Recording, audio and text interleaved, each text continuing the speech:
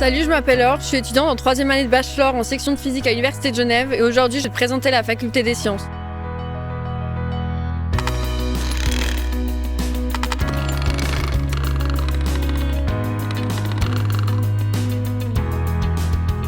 En faculté des sciences, on a la chance d'être à côté de l'arbre et d'avoir un énorme complexe de bâtiments.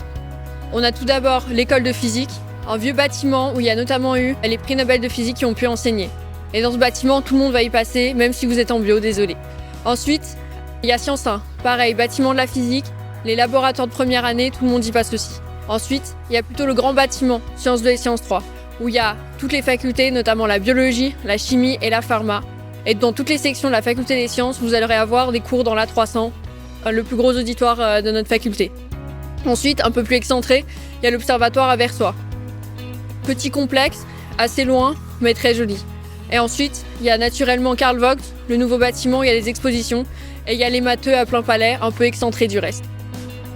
S'il y a bien un bâtiment que vous devez retenir à la faculté des sciences, c'est la Dacha, un restaurant autogéré par les étudiants, où toutes les associations d'étudiants organisent des soirées, que ce soit des barbecues, des apéros, des soirées l'après-midi.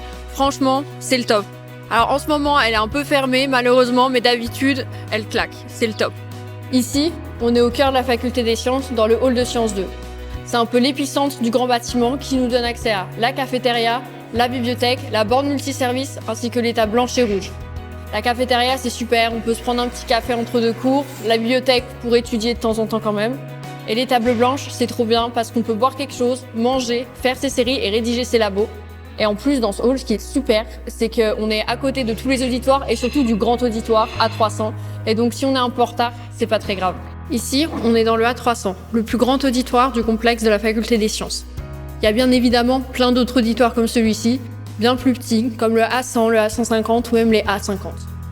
Il y a aussi plein d'autres salles, des salles de séminaire un peu plus petites pour les séances d'exercice, ou des labos, dépendant dans quelle section on est, sont répartis dans différents bâtiments, Sciences 3 pour la bio et la chimie, et un peu Sciences 2 aussi, et Sciences 1 pour l'école de physique.